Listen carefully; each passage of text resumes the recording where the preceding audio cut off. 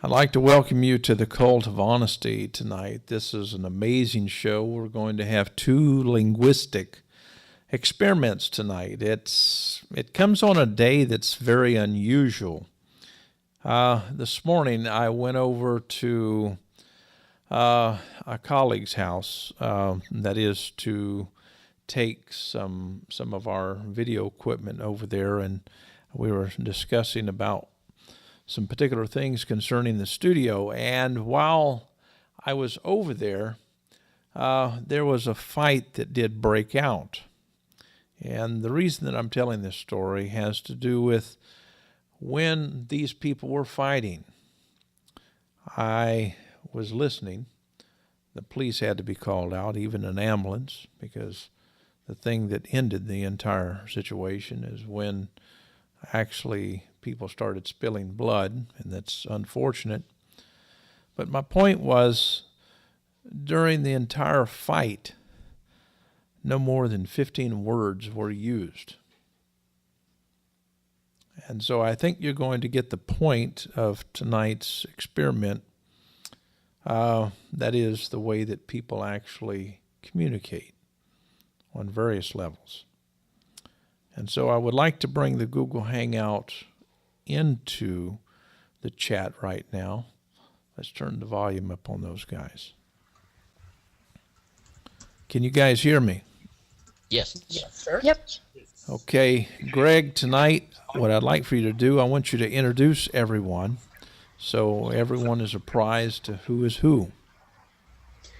Well, we have an eclectic mix today. It's a couple of new faces and a couple of people that we have seen before. Of course, Daryl is joining us from the Texas studio through Google Hangouts, which we've been trying to coordinate the last couple of weeks.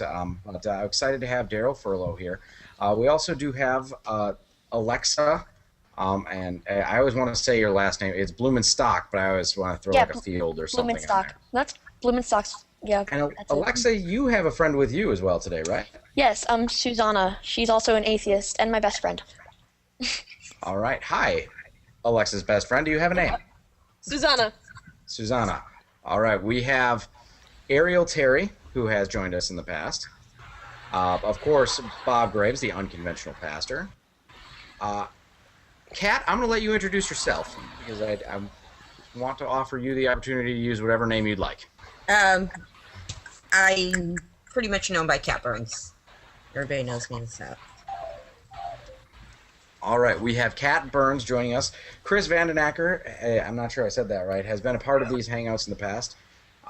Christian Luca has as well. And we should have Nick Albertini joining us in a moment. I'm trying to coordinate that. We had some serious technical difficulties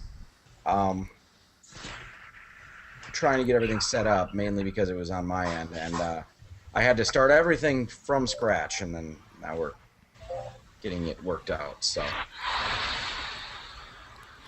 Okay, Professor Graves is a wonderful linguist, and he's going to be discussing the premise of this experiment with me. That is the first one, and I want you guys to listen. This is the first time that you guys have ever heard anything about this experiment. Am I correct? Yes. Okay.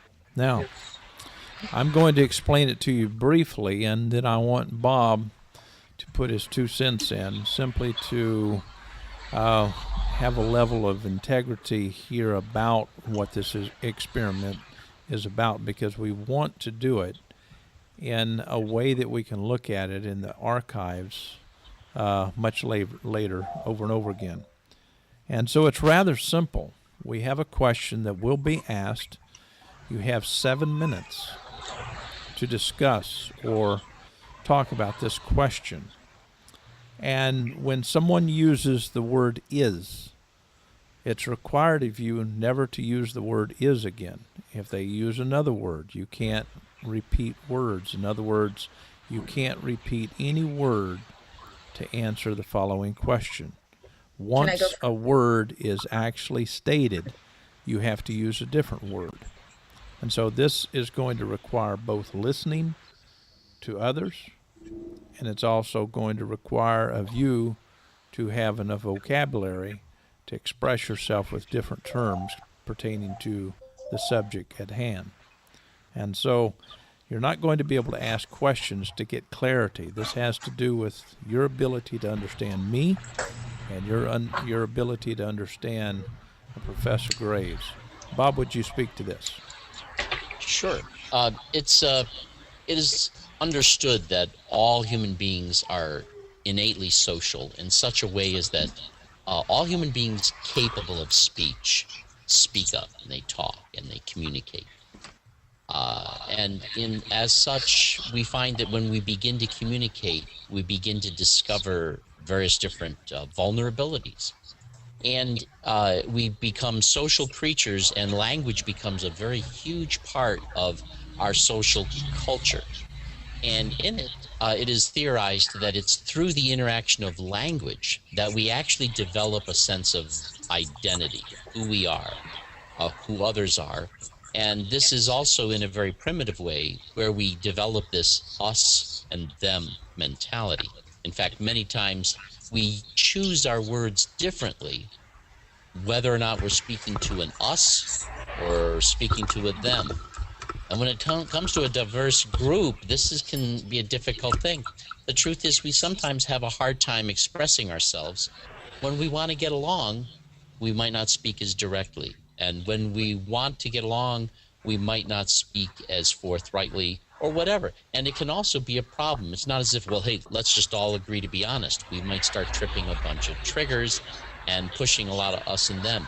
Conscious of the fact that identity is a very big part of our social construct and it grows out of language, we want to have some questions we talk about where once a question is asked, all the words in the question are forbidden to be used. And once you've used a word, you can't use it again. This forces us to kind of break all the rules of language and try to express ourselves in avoiding all of these identity issues and also discovering the difficulty there is in really understanding language outside of identity and outside of the kind of clarifications, because language lacks the sort of precision we would like to imagine it possesses. Now, I was asked to talk about that. I even haven't had an understanding yet of what Dr. Jones had in mind, but he asked me to talk a little bit about identity and language. Okay, here we go. We have 7 minutes. You guys can't repeat any word. In other words, if another person says X, Y, or Z, you can't say X, Y, or Z. You have to use different words to approach this question. You have 7 minutes, and at the end of the 7 minutes, I'm going to ask Professor Graves to ring the loudest bell I know he has. And so you guys have a lot of fun. And the question is, what is the soul? And the timing starts right now. Okay, there is no such thing as a soul. Doesn't exist. Other word than soul. Other word than is. Imaginary. An entity that expresses the total sum of emotions Too many words. of a human being. We can't repeat words. Too many words. No possession inside us.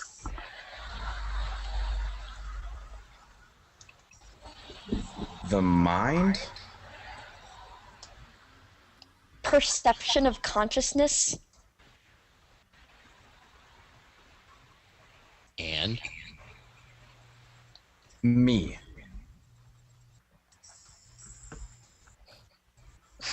I'm really confused by this. respond to the question. Respond to the question. Timeless. This. I don't understand the question here. Is attached to the body. Attaches itself to the body. Nothing outside of us. Part of myth. We probably said of like about 20 times now. I said nothing a couple times. Yeah. Can we speak in Spanish? That would work. Another language? I found a loophole.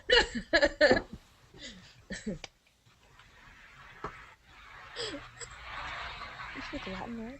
I forgot the question now. What is a soul? Yeah, what was the question? What is a soul? What is a soul? You have 5 minutes. How do we fill 5 minutes without being able to repeat words? I guess I'm speaking parenthetically with saying this, but Can we open up a thesaurus? Daryl, Nick, other Chris that doesn't have video today.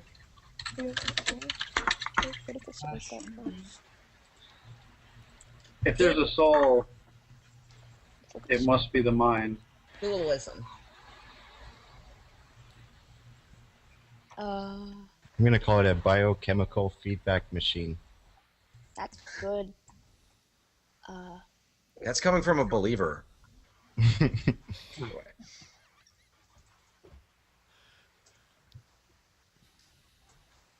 Psyche? Ego. Called Suhe. Conscience? Consciousness. Consciousness? This is assuming that there is a soul, which I don't believe, but... But I think we can apply it simply to what the word means. Right. You know, what people think of as the soul.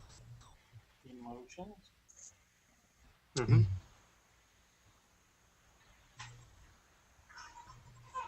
What people think it means, then ethereal orb floating in hyperspace. Entity? In sort of... someone's character? Me-ness? Belonging. A person's personality. Mm-hmm. Their personality.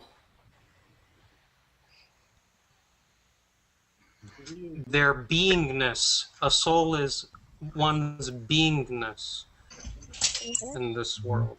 Individuality? Yeah, but rocks have beingness. Rocks have beingness, but immaterial beingness, not sentient beingness. It's quite material, maybe not sentient.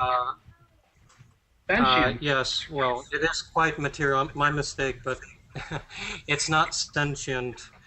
Unless you consider that the electrons We're starting to use a lot of words, though. Vibrating. System. Can we go to a different homonym? Can we discuss the homophone? challenge? 'Cause Soul I of a think shoe? that's, Soul of your foot? The thing that makes it difficult The struggle is is part of the experiment. That's fine. not getting rid of getting rid of the common words of is and not and right. I think if we were that's where the to challenge- restrict it truly and fully, we would have to basically try to give one-word responses and not. Beliefs. Right. Even I guess would be a restricted word. Pretty quickly. I don't also Well, then, and there's always a selection of 4-letter words. I'm going to call it a belief aggregator. I'm sticking with imaginary. That's my answer.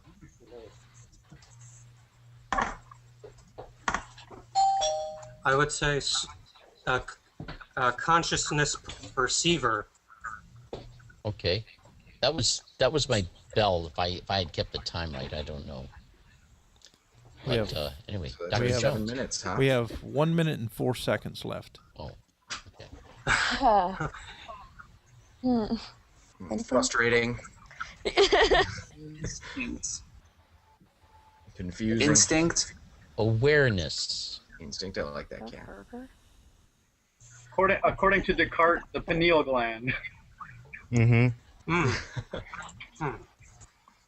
Yeah. Dimethyltryptamine. You have 30 seconds and counting. Push it as hard as you can. Hallucination. Delusions. A dream within a dream. Inception. Double-minded. The Matrix. Life itself. The observer problem. Quantum observer problem. Daryl, Ulterior. it's hard to Ghost hear you. in Can you the get a little box. closer to your microphone? External. Ghost in the box. That, I The think, bell is our has time, rang. ladies and gentlemen. The bell has rang. Thank you guys so much. You know, it's very difficult to find a way to express yourself with different words, and sometimes what we have to do is use various kinds of inflection, and I'm talking about the way that we spell things. We can say things differently, and so it is a struggle in a sense, but what we're going to do is we're going to do experiment number 2. Number 2 is going to go like this. And I want Greg Bray, first of all, to read these words, but let me explain to you how experiment 2 works. You can only use these words to answer the following question. And so these words were chosen, 10 of them were chosen by Greg Bray, 10 of them by Joey Livingston, and so they chose your vocabulary. And that means that you're going to have to inflect. In other words, the way that you say something, your tone, everything will count in this particular experiment. And so we do have a question, and this question was the question of Greg Bray's design. And so I'm going to have him read the question, and I will give you just a minute or two to think about it, and then we will proceed. Read the question. I need to make a quick production note, however. This is to Matt. Joey, our normal producer who's been helping me with these, is not available to be here today. So we have somebody who hasn't handled the Hangouts yet doing this. And what happens, we have the house feed coming back through, or basically we're hearing ourselves talk on a loop. So I'm getting an echo from you. Therefore, anytime Dr. Jones is not talking, if you can mute the microphone for the Hangout on your end, then that'll help us greatly. Sounds wonderful. So, Greg, please read the question at hand. Give me just a moment now because I need to find where I have it written.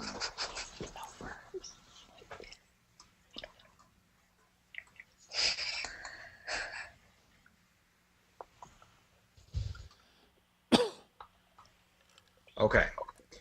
We all have been in debates that have simply dissolved when one party's point has obviously been defeated, but that person refuses to concede. What are the best ways to recognize when this has happened to you? And how can we learn to admit when we are wrong? Again, I had no idea what the experiment was going to be when I wrote the question. So I will copy and paste that into the chat, but I understand we are restricted to the 20 words that are also in the chat. You must use those words. And you can only use those words. You can only use those words. For me, that's easy. I just go meow. Very true. For instance, if we were using the term Bob did Bob's Bob, you do things like that and you change things up. And let's see if this works, okay? Greg, read the list of words that we have or that you and Joey gave to this panel. These words are meow, inflowing, peaches, cumulatively, better, asymmetric, antagonize, repay, anguished, strapping, pancake, dune, baker, outlet, flap, tempestuous, argyle, bender, summarily, and waft. You have 7 minutes, and I want you to do your best.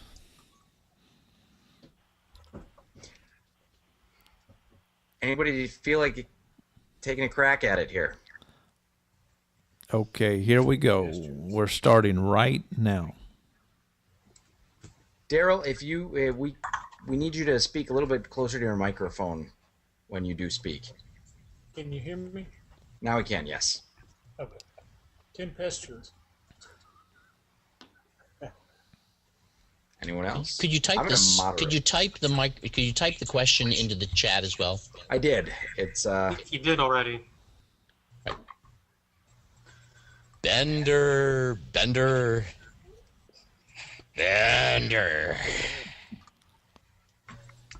better repay tempestuous,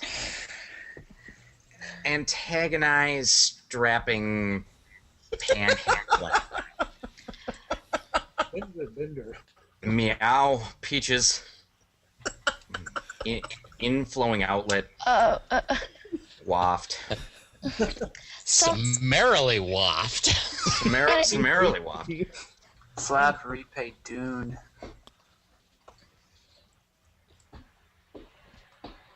Pancake. Pancake strapping. Cumulatively, Asymmetric. cumulatively better repay outlet inflowing better. Screw it, I can't do this. Contemptuous. I'm going to restate the question one more time here. Well, there's two questions. Is the problem? We have all There's been in Well, debates. the question itself, you're right, there are two questions.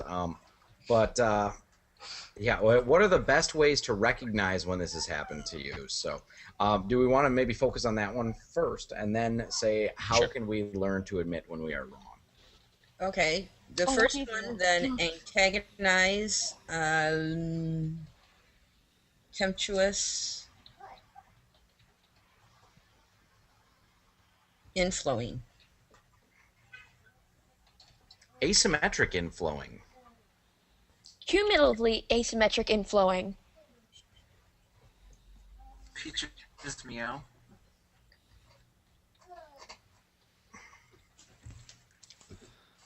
Asymmetric, antagonize, anguished, tempestuous, summarily, inflowing. Peach is better, meow strapping.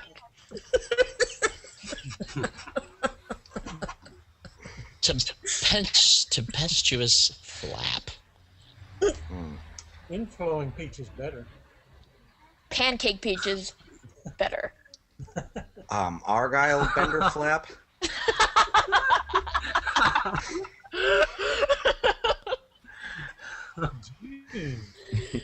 Is there actually an answer that sums up all these words?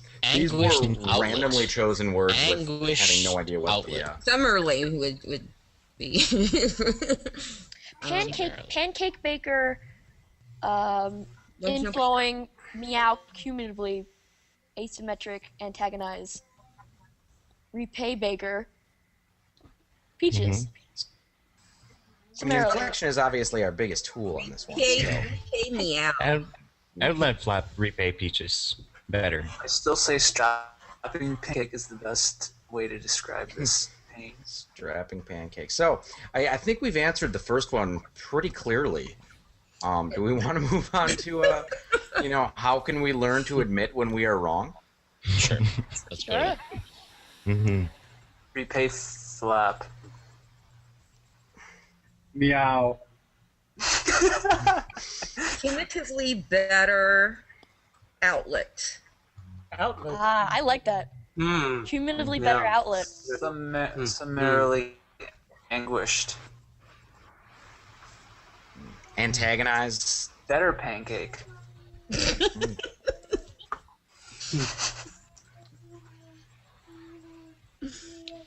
Inflowing pancake flap. Peaches. Antagonize summarily better. I'll have to excuse myself for a moment. I have a toddler who's just joined. Maybe he can make sense out of these words.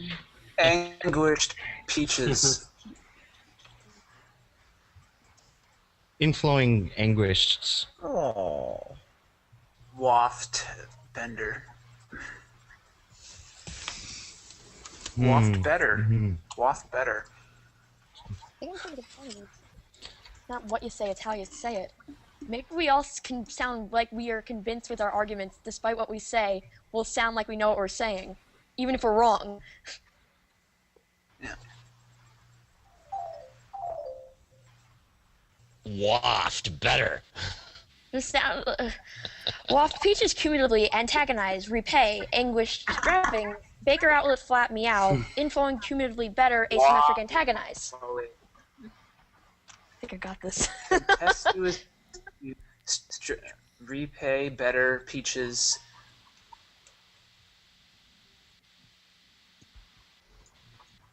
Bender. Better pancake outlet.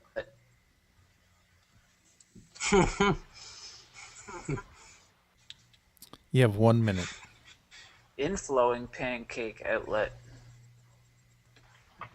Inflowing waft. Inflowing baker flap. Strapping pancake argyle better, inflowing asymmetric antagonize, repay anguish, strapping dune. Strapping flap.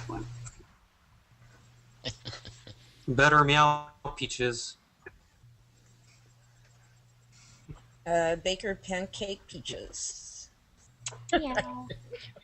Anguished baker. What, you say it. Say it. You're allowed to talk. 10 seconds.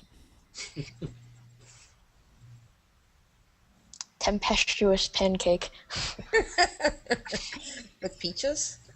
Peaches. Tempestuous Okay, flap let's ring the baker. bell. Meow. Aw. You wanted the bell?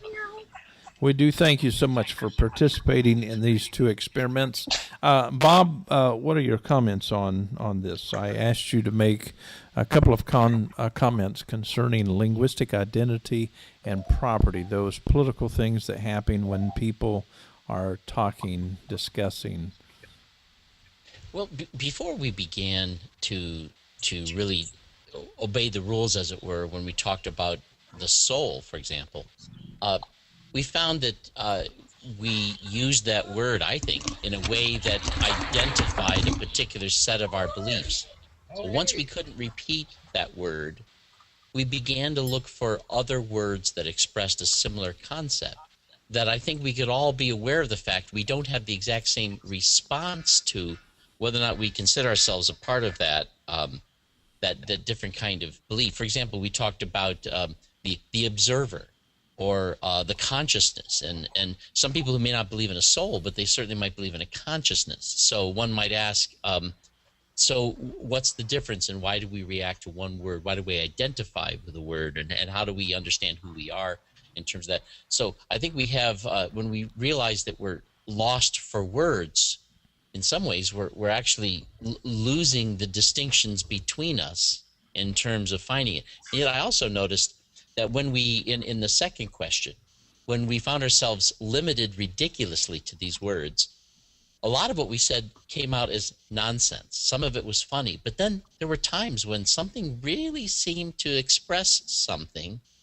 and yet you could also say there were times when what was expressed was somewhat hostile, somewhat us, somewhat them, somewhat controlling, or somewhat giving in, or we could hear the expressions of various other ideas coming through, but I think in a way that in some ways actually escapes the identity that tends to affect the words we usually choose to say to express ourselves, that end up expressing ourselves and our identity, you know.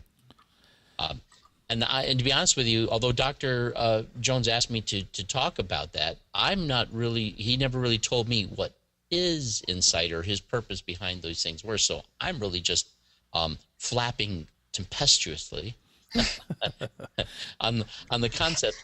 But I think it does show us that when we have to use certain words, or when we can't use certain words, that who we are, who we think we are, it gets lost in our language, and we start struggling for making sense, and we even struggle to try to see if we can recapture that identity in the words we can or can't use.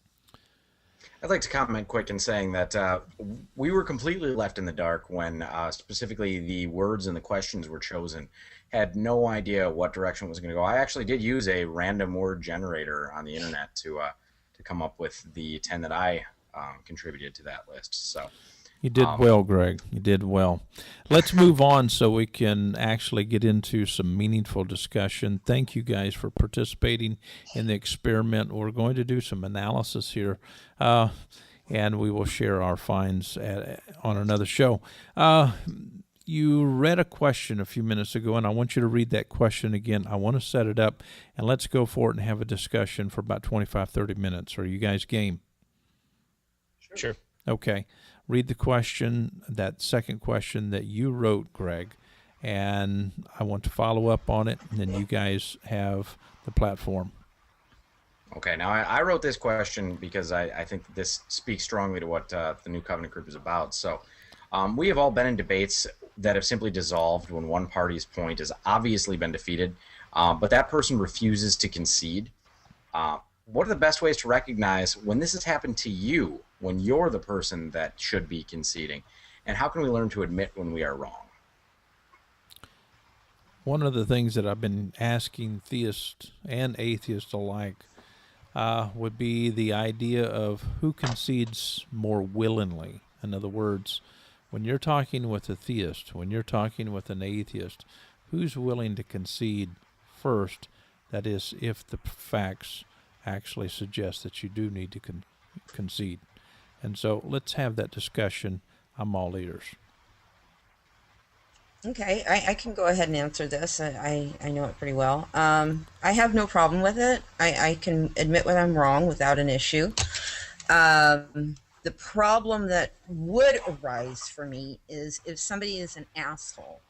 If they are a total asshole, I really don't want to tell them that just because they don't deserve to have that knowledge. And sometimes I'll just kind of continue to bait them. Or I'll just end the conversation and be done with it. But for the most part, no, I have no problem with admitting my mistakes. You know, and because you learn from them, so it's okay. It's about attitude. I would say there has to be a willingness on the part of individuals involved in the debate, the willingness to learn and to, I mean, if that's not the intention of the debate, I don't know that it really serves much purpose. Yeah. Stephen, could you move closer to your microphone? Okay. Could you not hear that? It was very, very light to hear. Yeah. Okay. By the way, I'm Daryl. Stephen is Daryl. That's right. Yeah, Daryl. Daryl. Yeah. That's okay. That's okay. I was just saying that, you know, it depends on the purpose of the debate, but it seems to me like any good debate would be for the purpose of learning. If two people aren't willing to learn from the other person, then all you're doing is really listening to your own ideas.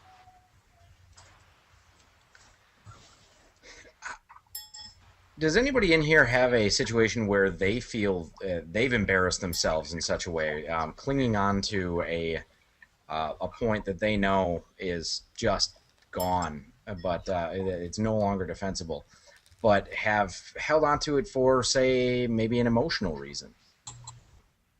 I've probably done that. I would say that's in a personal relationship more than in a debate with as I would be with you. You don't think so? You don't think that there's emotional positions that you've held I mean, the internet's a great place to have a debate with a complete stranger about something that you may be rather passionate about based on false information or not incomplete information.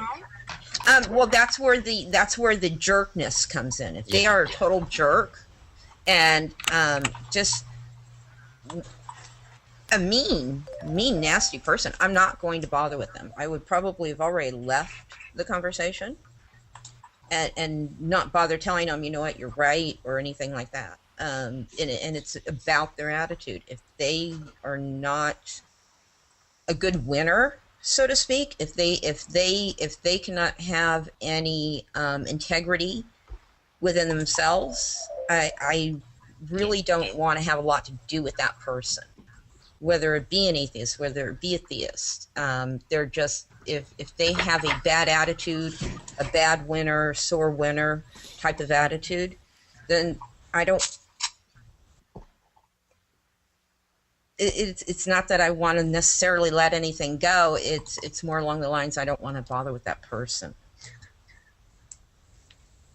I think that there have been times when I've been maybe in a debate where, say, like a biblical issue came up, and maybe I'm repeating something that I'd say learned at school, and then I might, in the middle of that debate, do some checking, some research, and discover that what I'd been told isn't really as bolstered as I thought it was.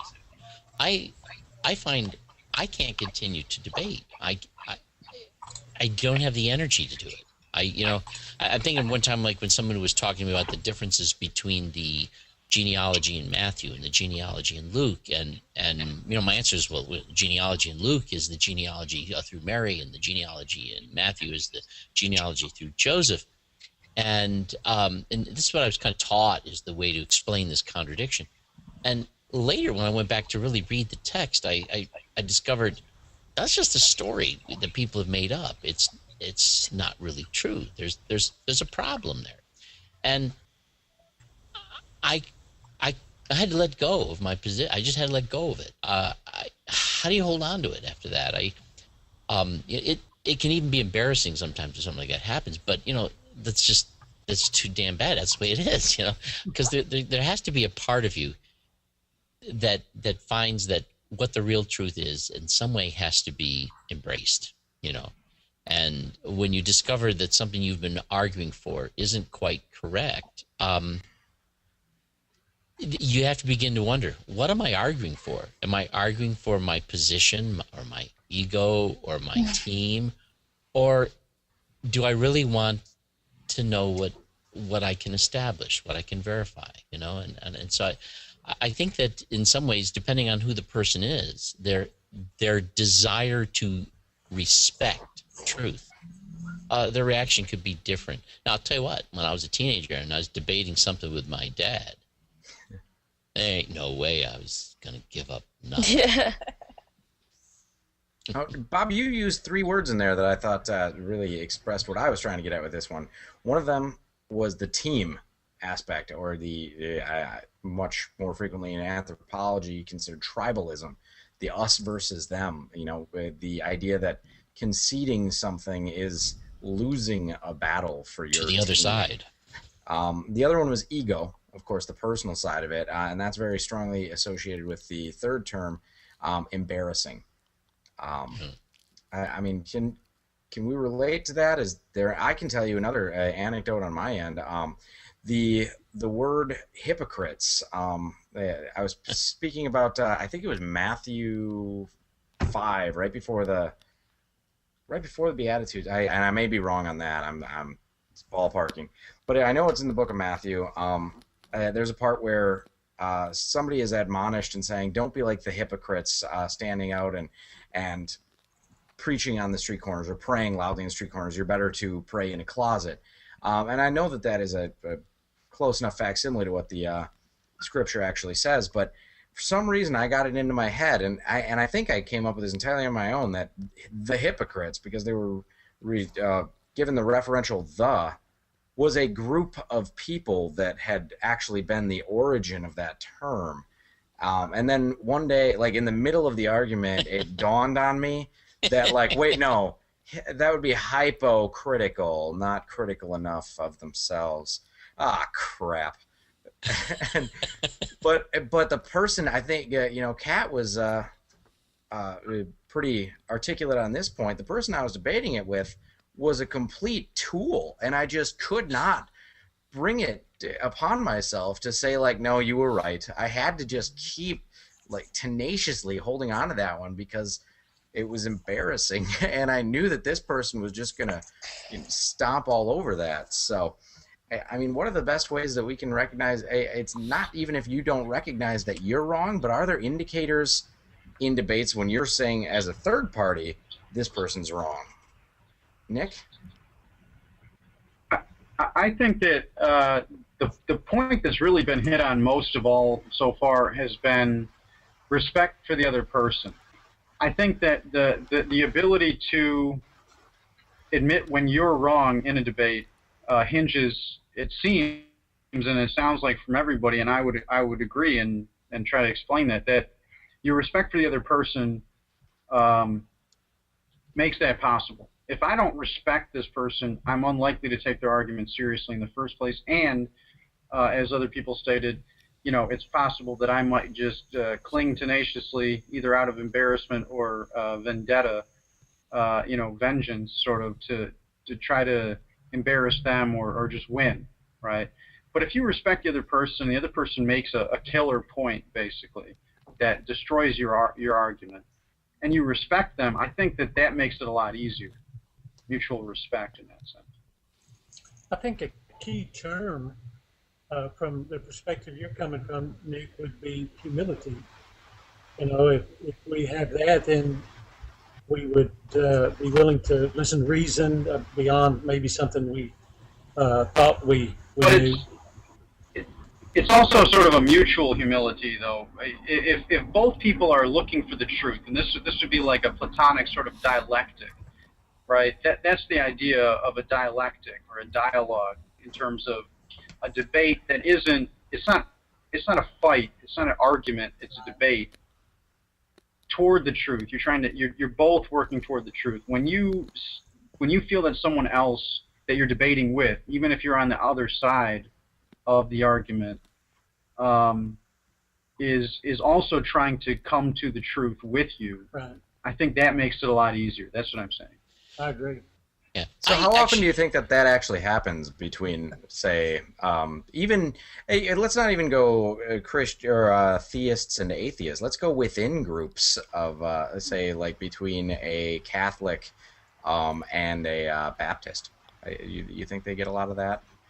Well, I was wondering about that point. I think different ideas come to our mind when we talk about debate. If we're talking about it as a game or a challenge, where one wins, one loses, I think that would be one thing. But if we're talking about a debate to try to determine or get to the bottom line of an issue, what is best, what is true, that sort of thing, then I think it goes back to what Nick was saying. There should be a mutual,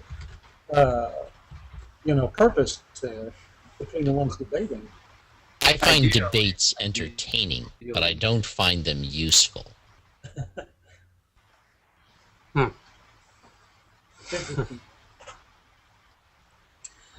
Well, so if you're observing a debate going on between two other people or 3, 5, however large the group is, what are the biggest indicators that you see that say, like, well, this person is clinging to a point? I mean, regardless of just the power of the points, what kind of behaviors do you see people resort to once their argument has fallen apart? Things that we can watch out for ourselves and learn to check. I find that people. Oh, sorry. No, go ahead, Alexa, please. Okay. I find that when it comes to, I guess, when you find that you are failing with your argument, you may resort to critiquing the person rather than the idea that they might be debating, because you've almost run out of ammo. I mean, what? Yeah, ad hominem. Oh, ad hominem attack. Right. Thank you. It's hard for us to admit that we're wrong, I guess, as people, and we are. A lot of it does have to do with ego, and you have to realize, well, what's the point of the debate? To win, or to try to educate people or strive for the truth? Because I agree with Bob, debates are very entertaining, whether they're between theists, atheists, or creationists, evolutionists. Those are always fun, but I guess when you realize that your point is failing, people tend to do that, and it's important to remember that you're debating an idea and not the person. The person doesn't encompass that idea necessarily. You have to remember that it's the idea, and this person is just, projecting it. I have a general rule that I like to throw out there for debates. I call it the appeal to Hitler. When I've seen somebody appeal to Hitler, well, Hitler was an atheist. No, Hitler was a Christian. No, Hitler was a Catholic. Supported gun control. No, Hitler armed the populace. When there is an appeal to Hitler, that person has run out of ammunition. They have lost the debate. I've heard that a lot where, Hitler and Stalin, they were atheists, therefore atheism is bad. I've heard that a lot. And it's not like they, first of all, yeah, resorting to that, it's like you're out of ammo. But even, apparently, he wasn't an atheist, but they wouldn't even do it in the name of atheism. They don't, start these wars or, kill all these people in the name of atheism, necessarily. Like Richard Dawkins said, that Hitler and Stalin both had mustaches, but they didn't kill because they both had mustaches. Well, a lesser-known fact about Adolf Hitler is that he was also a very accomplished painter. Therefore, I heard that. Yeah. Leonardo da Vinci was a horrible genocidal maniac. But as are people who wear a lot of makeup. He couldn't paint people. He could not draw people. Only buildings and landscapes. Interesting. That's why he flunked out of art school. I think it's Well, he sometimes couldn't get into art school. in the debate, sometimes when people are failing, what they'll do is they'll drone on a particular point that they repeat, and they begin ignoring some of the confronting problems that are being presented to them. They just go back to the droning point, hoping that they can kind of dislodge the rock coming against them. But you see that sometimes on the news where somebody, okay, so Senator so-and-so, what do you say about blah, blah, blah? And then he just gives his talking points. And he doesn't let me really talk about answer the this question. instead. Yeah, that happens all the time with political candidates, especially. Yeah, and they don't really want to address the issue, but they try to pretend that that's exactly what they're doing, Mm-hmm. Well, I think their fight-flight system gets activated when and they'll see it as a threat, especially when we are talking about somebody whose purpose is not to educate, whose purpose is just to troll. When you're dealing with trolls, you go through that a lot. It's like your fight-flight system activates, and you become defensive.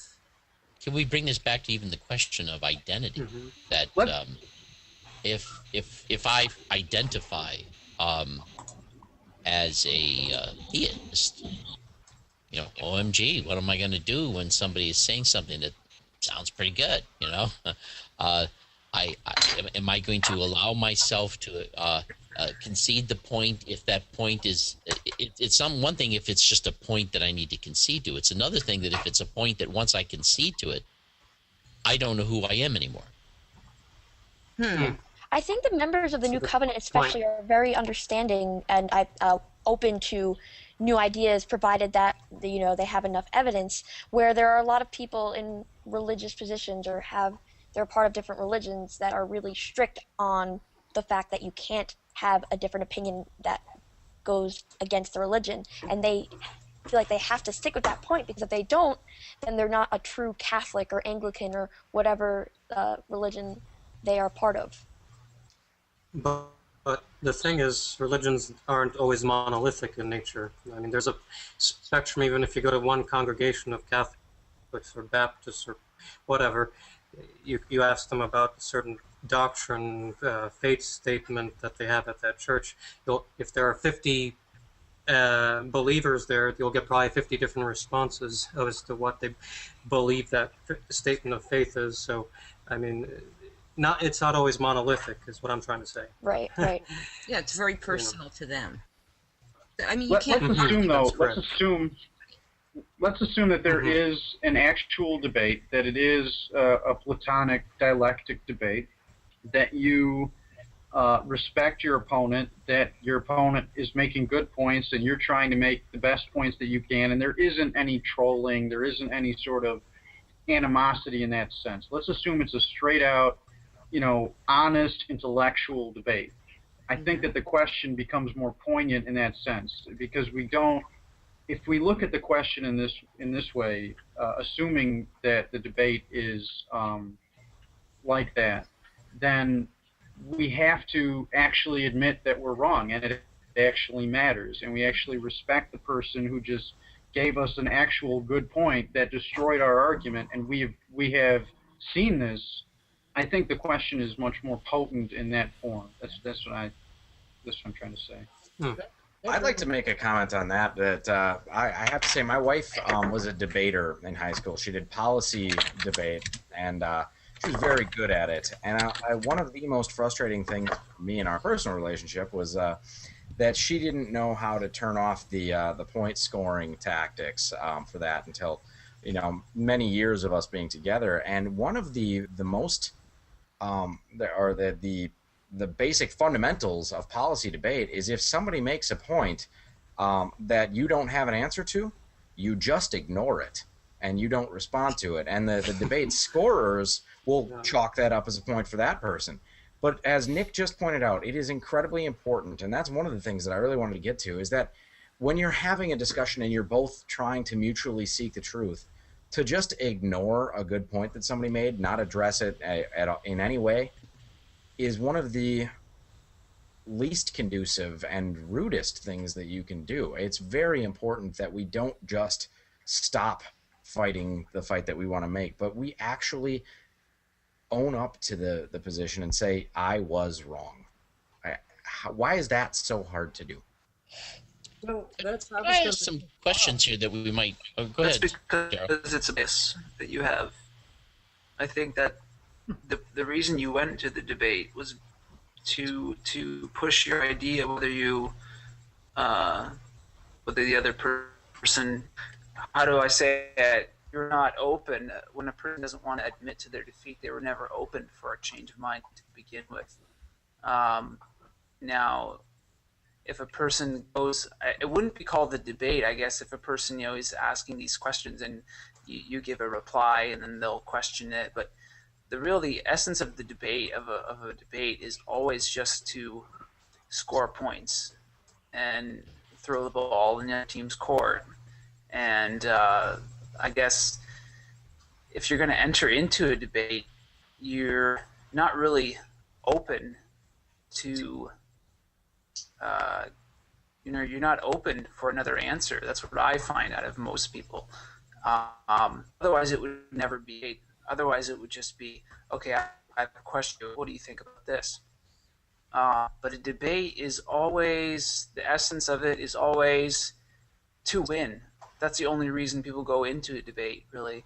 And that's why I said a Platonic dialectic. That's why I said a debate for the sake of truth and not for the sake of winning. Yeah. Well, that's a conversation, more or less. That's more dialogue or a deliberation. Yeah. That's more. That's a conversation. Yeah, but even some conversations, you can actually get to that place where you have a position, and then it can turn into a debate. Yeah. So I think, of course, that's possible. But as soon as you enter into the debate mode, you're in a position of okay, I'm absolutely right. You want to defend your truth, and you're not. So that's the essence, really, of you could start off with a nice conversation, right, and then it turns into a dialogue, into a debate, right? Well, there's really not much you can do if the facts are presented, not just them saying something with words, but real facts presented. I mean, you have no choice. You have to just look at it and go, okay, you're right, I made a mistake. It happens. But don't people tend to sometimes ignore those facts? Oh yeah, of course. Then what do you do? Well, but if they ignore it, does that necessarily mean that they are accepting it within themselves and just not admitting it to you? You know what? When a person ignores a fact consciously, they may not be admitting it to themselves, but the Yeah. very act of ignoring something that's been said indicates that the barb has reached a certain point and it can fester there. I'm curious, going back to some of the things we talked to before, we had some reactions to even the word soul that we wouldn't have had to the word, say, observer and things like that. And I'm wondering, even thinking in terms of identity and debate, do we realize how much the way we react to, the way we prefer what certain words mean to us? That's I had a comment along that line, and the way that we create our worldview is extremely complicated. It's very complex. So we have to merge all of these facts together to create a worldview. And when one is challenged, it may not just be that idea, that concept in our mind that is challenged.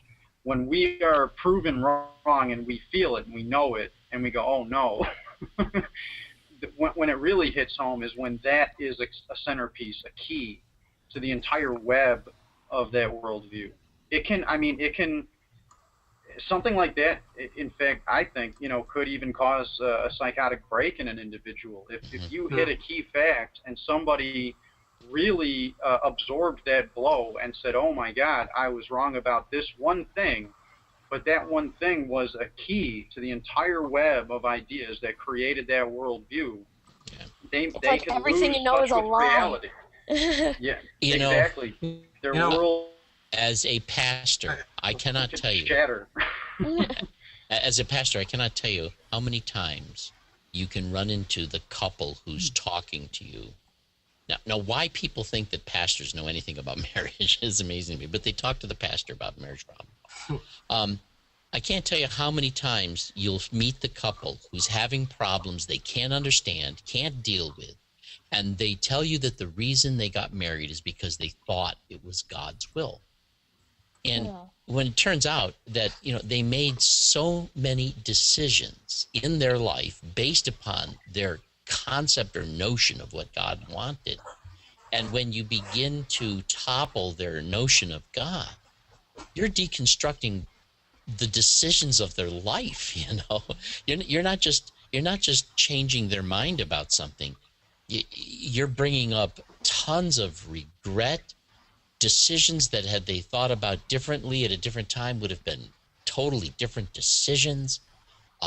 Things that, so there's a sense in which not just a psychotic break, but a sense of having wasted one's life, as it can become out in making a point. Impressive. I mean, yeah, it can.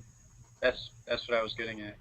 We have run out of That can also time. happen, though, in different scenarios. I mean, we know so much more the older we get.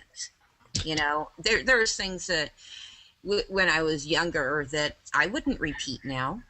I wouldn't have made this. Or you think you do. No, if I had the knowledge then that I had now, I wouldn't have done it. Right. It's just that simple. But you're. So I mean, You're also more invested.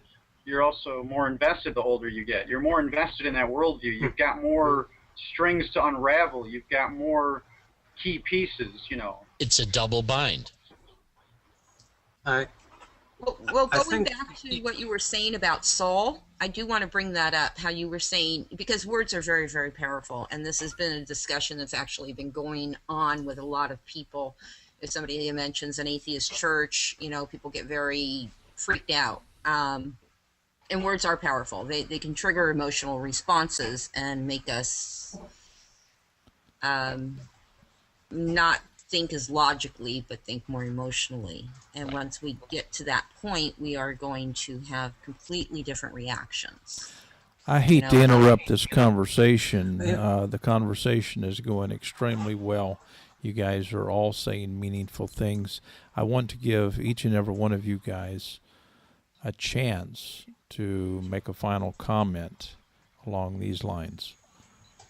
How can we make people feel comfortable about conceding and changing their minds when it's necessary?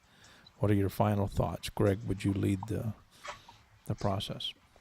Yes, I'm going to go reverse alphabetical order in this one, which means just right to left because it seems that they're automatically alphabetized. So, Daryl, would you like to make a closing comment? Well, I haven't had much time to think about that question, but how do we make people feel comfortable about, help me out here, changing their mind? Is that the question? Most people don't feel comfortable when they concede, even though they're wrong. Most people don't feel the necessity of changing their mind. I mean, you can show people. I deal with people all the time when it comes to the Greek text and the Hebrew text, and the majority of the time, people just ignore the facts. They're going to spin the Bible, like it's, most of it's understandable, and the facts are it's not. And so I can ask people questions like, well, we don't have the indexical and deictic elements of the text to actually determine that this is actually what it means. And theists will ignore that and just keep on going and rebuke me and say, this is actually what God said.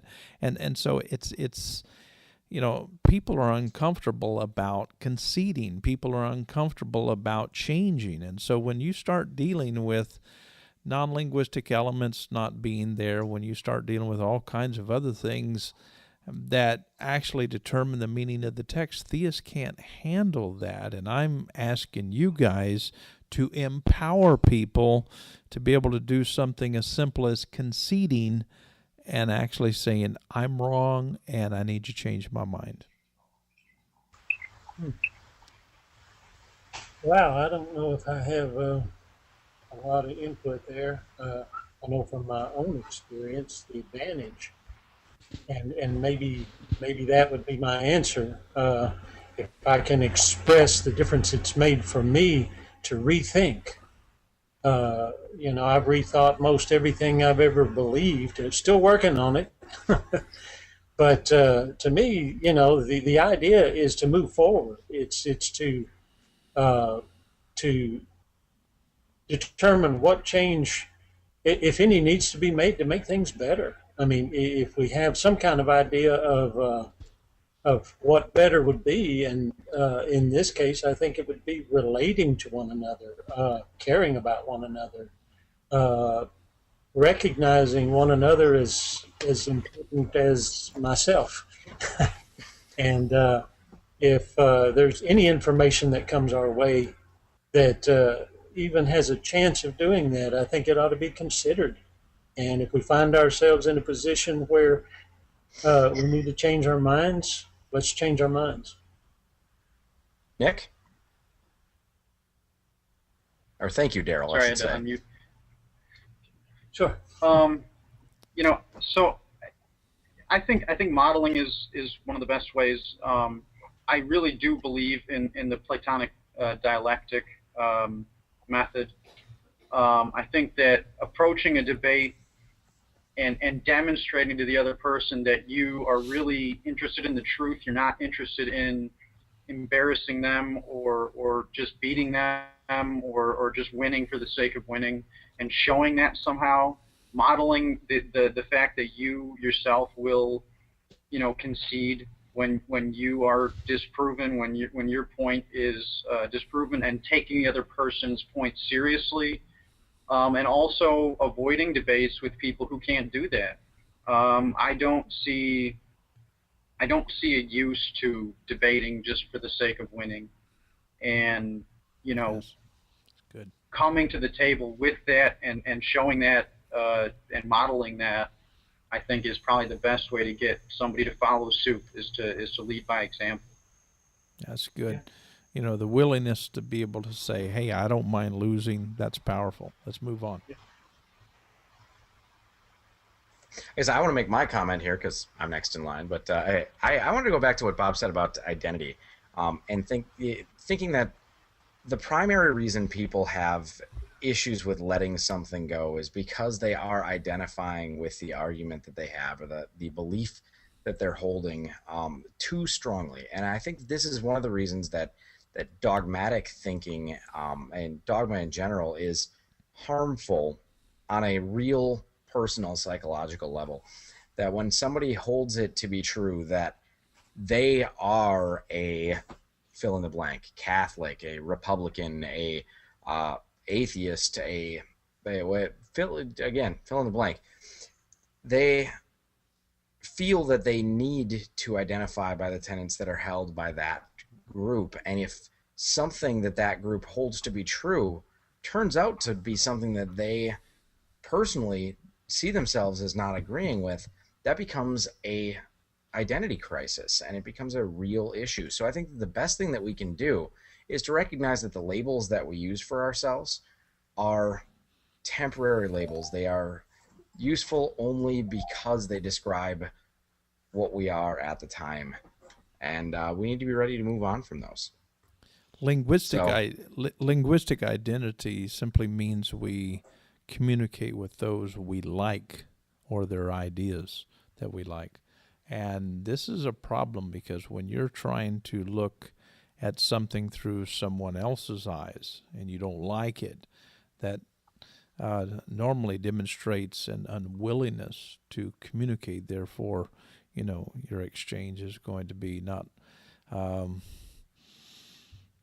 dialogue, but monologue to monologue. Next we have Christian. Yes, well, I think it's important to enable or empower the person that is unwilling.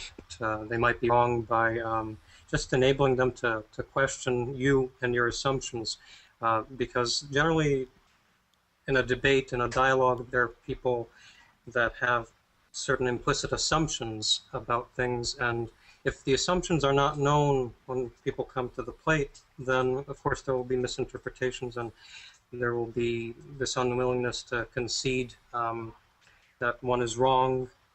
So just questioning, just enable that person to question you and answer in a very courteous, loving, kind manner, not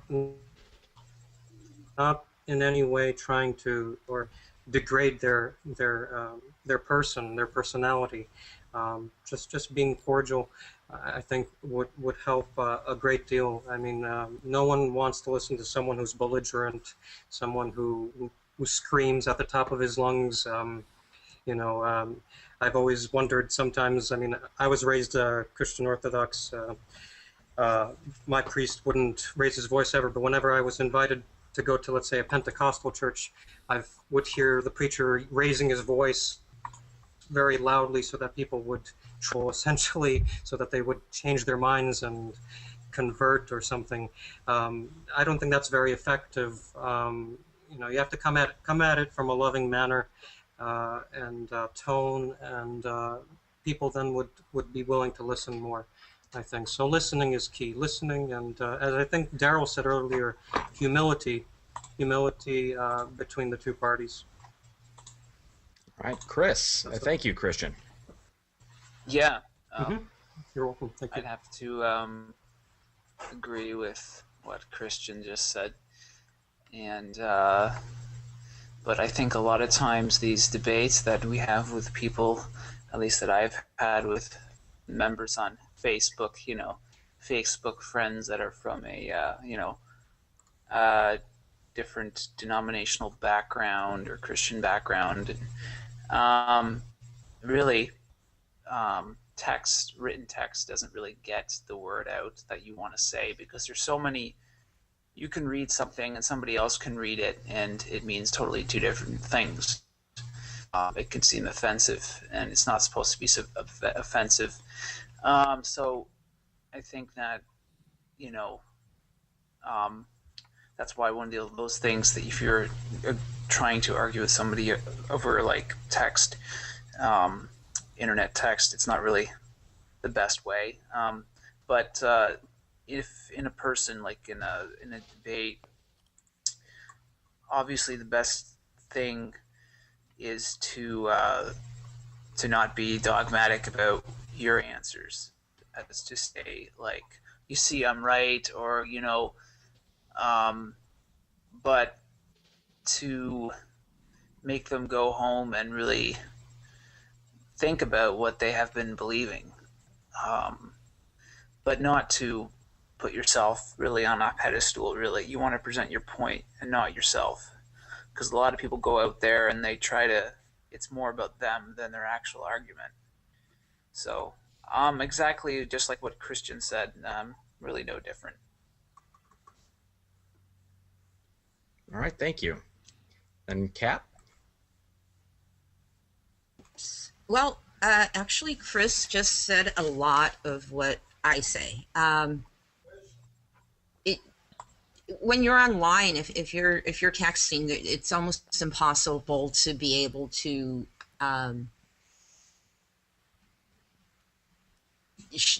show a demeanor, to be able to let people see that you're not trying to hurt them. That's almost impossible. Right.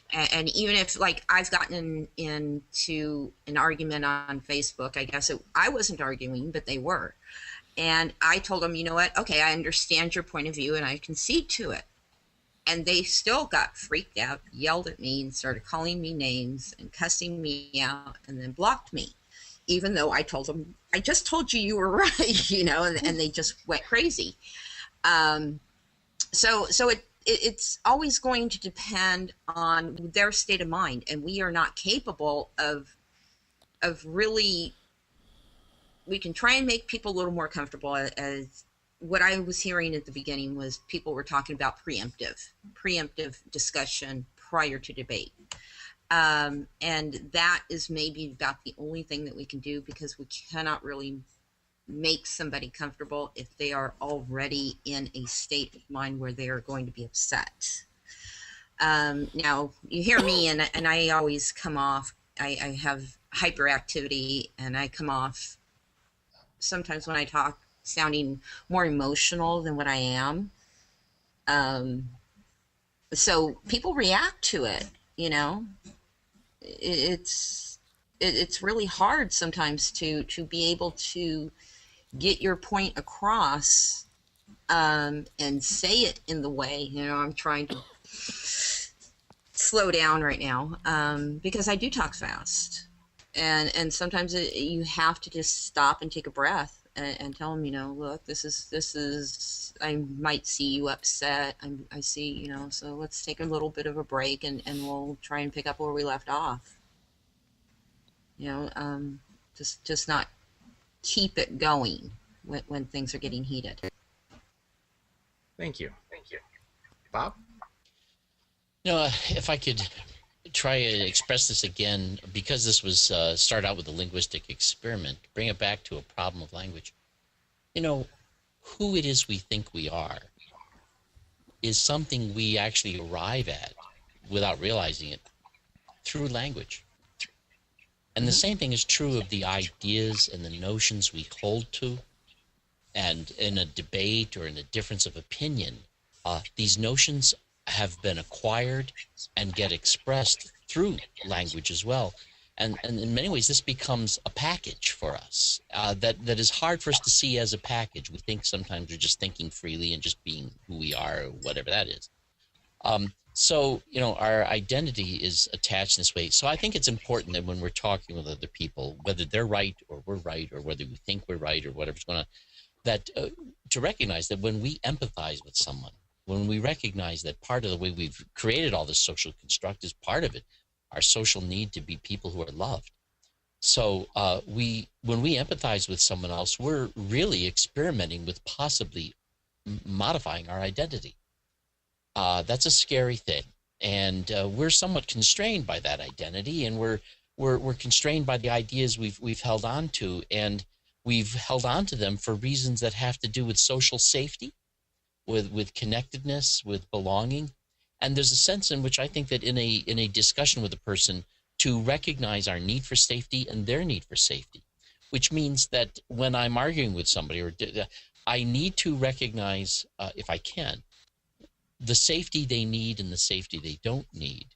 And then also, when I am in a position where I feel like I'm losing, one of the things that a lot of people can feel, that if somebody's making a good point with me, then I lose. This does not mean I lay down on the ground and grovel. If somebody has got something that I really need to learn and they've got something, I think I can still, as a dignified human being, say, look, I need to demand from you some very gracious terms. Help me see this. Work with me, respect me as a human being, and help me to appreciate what's different in what you're saying. Otherwise, if you're not going to do that with me, you're dealing with something here that is fragile or important or vulnerable, and you're not respecting it. So I see that as part of when it comes down to conceding or bringing someone to a point of concession, making that a safe landing for ourselves or for others is important.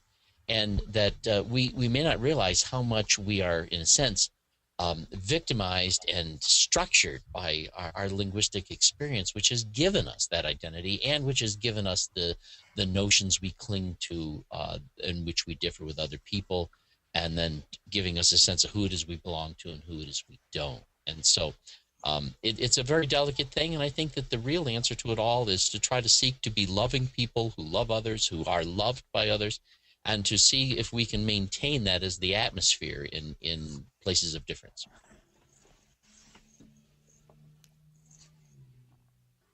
Then Alexa, you get the final word on this one. Susanna, do you have anything to say? Well, I just say, I mean, debating as debating as a sort of entertainment, that's really fun, but it has to be two-sided. You can't have one person debating and the other one trying to get to like actual truth. So that's I'd keep that separate from actual, trying to learn something from the other person. So you have to make it clear to the other person that you both are trying to learn something and that neither of you is trying to win in, the game of debating. Right, and I know for me, I know that it's very hard to let go of a certain point of view that you've had for a while. Like for me personally, this wasn't a debate, but for 5 months, I was debating with myself whether I should stay in my school's music program or just be in the philosophy program, because I've been singing my entire life. And even though deep down I really wanted to just do the philosophy program, it was something that the music program or singing was something I was so attached to that even if the pros outweighed the cons like 100 times toward the philosophy program, I couldn't let go of it because it's something I had believed so strongly. But once I realized that I was accepting the truth, it would be better for me in the end, in the long run. Accepting the truth would be more beneficial than sticking to my point, which is when I guess I conceded to myself, if that makes any sense. But yeah, in an argument or a debate or anything, it's very important to remember that you're both trying to justify your point, and you have to remember, like, it's hard for both parties to maybe change their mind easily, so it has to be, like Bob said, a loving, caring environment. You don't have to, become best friends with the person, but be very respectful of their ideas, even if you disagree with them, and make your ideas. Don't seem, if you're going to be defensive and start insulting the person, they might feel like, why should I listen to him, he's just insulting me. But be respectful and be open. Thank you. Mm-hmm. Well, I'd like to thank all of you guys for your time tonight. You guys have done a wonderful job. This has been the Cult of Honesty, and to prove that we are the Cult of Honesty, I want Greg Bray to close in prayer, please. Go, Greg. Well, I would like to. I'm going to take this seriously here. Prayer is a term that is a label that atheists can shy away from, but I will certainly. I'll give a prayer of thanks. I will say thank you to all of those who have come before us in laying out this style of conversation, who have put together the technology for all of us to come here together today from all across the United States. We don't have our friend from the Netherlands here today. And a special thanks to the people who are actually participating in the conversation today, for being a part of it and for being willing to walk into the experiment at the beginning completely blind, having no idea what we were about to do to you. So I'd like to close with a thank you to people and to the people who have influenced my life and this show and everything that we've been doing. So I'm going to give a thanks to something that I actually believe exists and that I am truly very thankful for. Amen. Thank you, Greg. We applaud you. And we can say with that, good night. Thank you for your time. Good night.